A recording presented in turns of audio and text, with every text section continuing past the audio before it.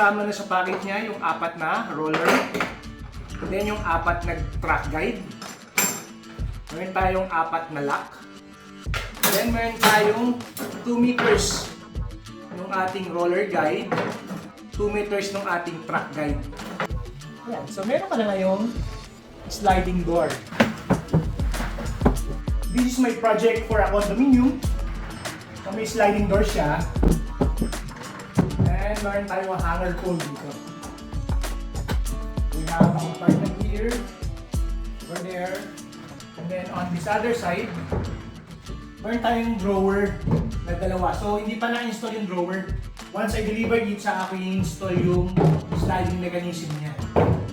Then we have 3 adjustable shelves. So pwedeng tanggalin. And this sliding door mechanism, ipapakita ko sa inyo kung paano ang pag-install sa kanya at kung saan ko siya nabili. But first, I will show you kung paano ko ginawa yung buong cabinet na to. I started by breaking down boards na gagamitin sa carcass ng ating cabinet. I used my AccuCut track guide and my Powerhouse circular saw.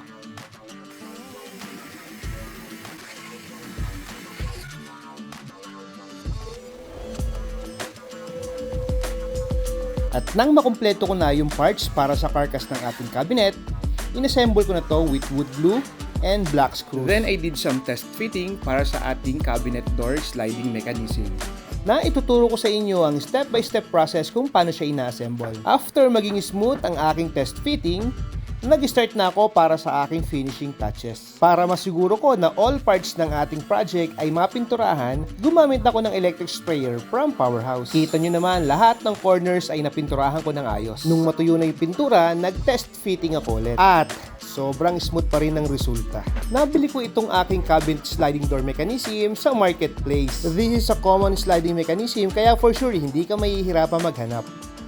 When I purchased this roller mechanism, kasama na sa package niya yung 4 na roller, then yung 4 na track guide, meron tayong 4 na lock, then meron tayong 2 meters ng ating roller guide, 2 meters ng ating track guide. Magagamit to sa dalawang sets ng pintuan.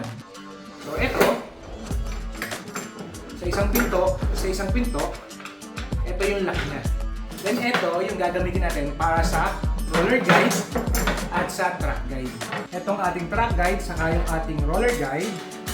Since aluminum to, kayang-kaya itong putulin ng ating Powerhouse miter saw.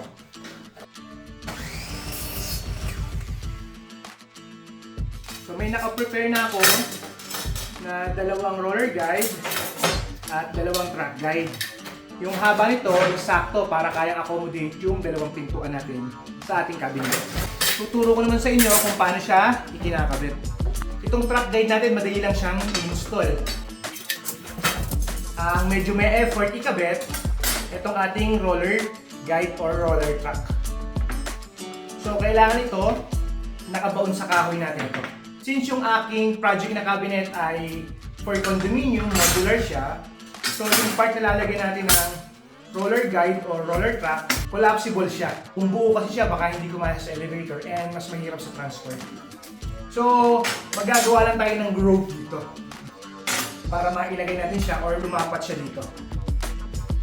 Yung part kasi na to, yung parang dulo ng arrow, dapat nakabaon yan hanggang dito. Yung sa naka-horizontal na to. Siyempre, gamit tayo ng aking Powerhouse table saw. First, we just need to remove the raving knife. Kasi hindi ka makakapag-gawa ng groove dito kasi tatama siya sa ating raving knife. Before removing the raving knife, make sure na naka-unplug yung ating machine.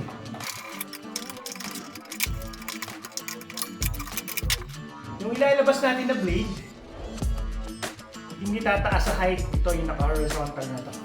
So, doon natin siya ilalevel. Para yung lalim ng groove niya sa kahoy, same lang dito.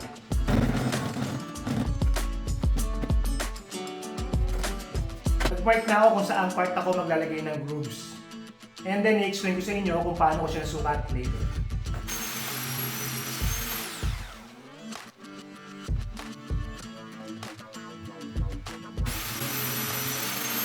Okay, so nakapag-provide na tayo ng grooves para sa ating roller track. Dito ngayon gugulong yung ating mga roller. Yan, yung dalawa na yan. Dalawang riles kasi dalawa yung pintuan natin. So ano yung naging distance ko? Ito yung facing U sa cabinet. Ito yung loob ng cabinet. From here up to here, meron tayong 21 mm. From here to here. Etong allowance na yan, sa harapan niya ng cabinet optional yan, depende sa'yo. Wala siyang standard na sukat. So kung ang gaano kalaki yung allowance from the facing of your cabinet, nasa iyo yun. Ang technical lang yan, yung pagitan ng dalawang grooves natin. So for example, ang kapal ng pintuan na gagawin mo ay 18mm, which is the standard thickness of board. For example, 18mm.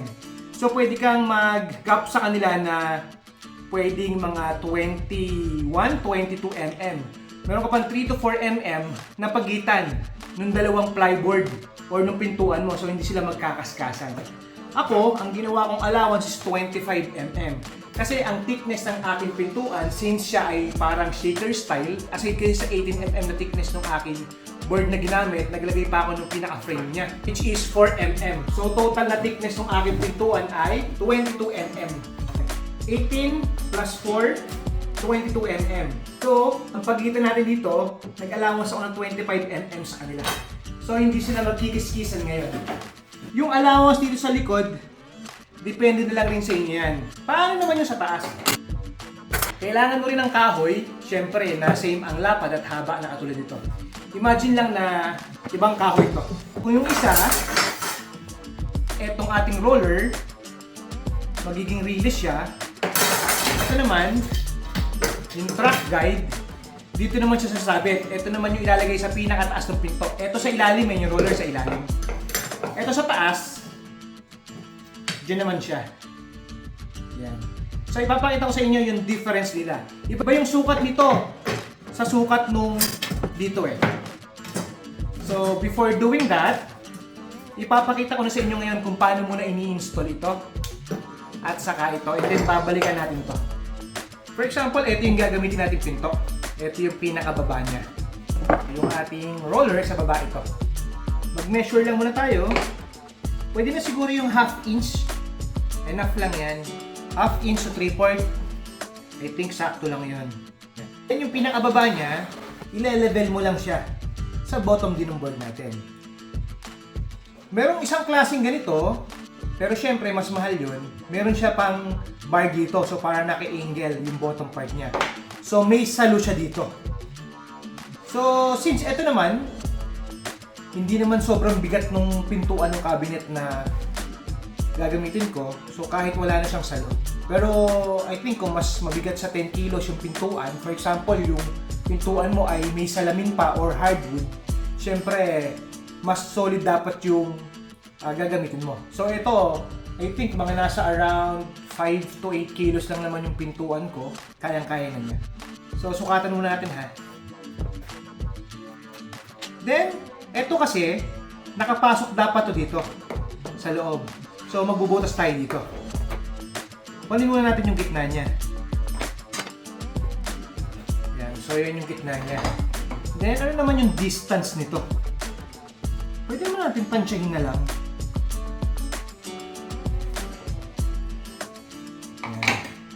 To be specific, 10 mm mula sa bottom. 10 mm siya. Yan, 10 mm. Pinakagitna ng diameter ng ating roller. So, dito tayo ngayon magbubutas. So, yan yung pinakagitna niya. Ang gagamitin natin pang butas dito, gagamit tayo ng 35mm na Forstner bit. Ito yung ginagamit pang concealed hinges. Pasok naman siya oh. Ang diameter kasi nito is 30mm. So, may allowance na tayo na 5mm sa kanya. Siyempre, sa pagbutas, nagamit tayo ng aking Powerhouse drill. Ayan. So, okay na. Sakto na yung lalim niya. Hindi siya tumatama dun sa loob, hindi rin siya tumatama sa mga gilid.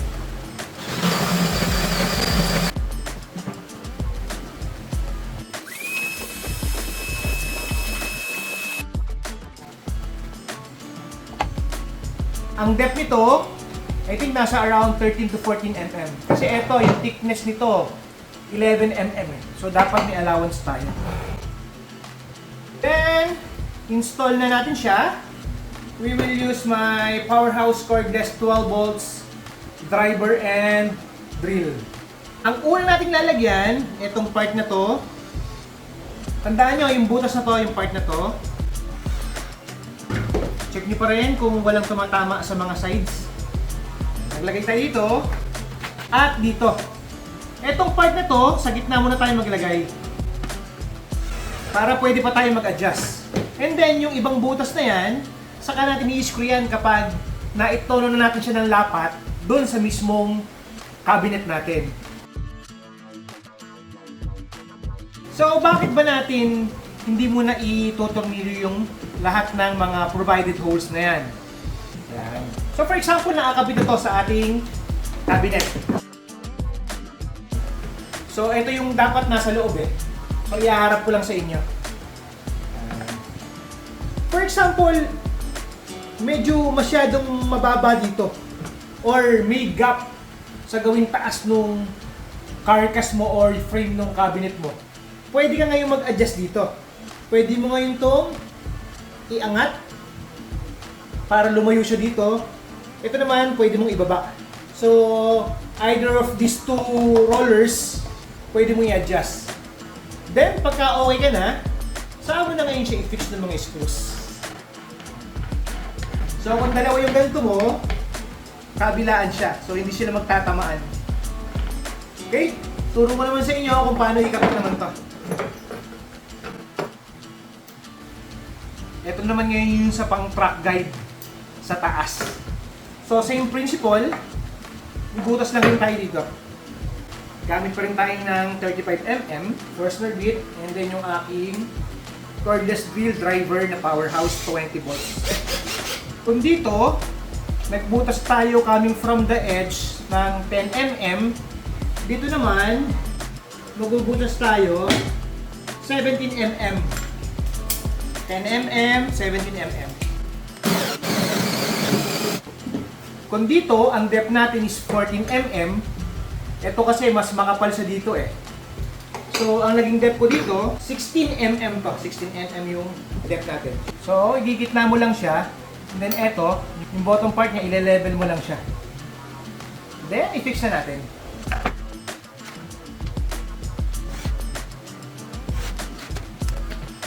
So, kung ito ay nasa baba, actual natin, ito yung pinakaharapan. Ito yung labas ng cabinet. So, nakaganyan siya. Nakapasok siya dito. Yan. Then, ito namang track natin na to, sa taas to. Ito, for example, nakafix to sa taas. Enough na yan siguro yung mga 3 to 4 mm na allowance. Enough na yon para maipasok mo to dito.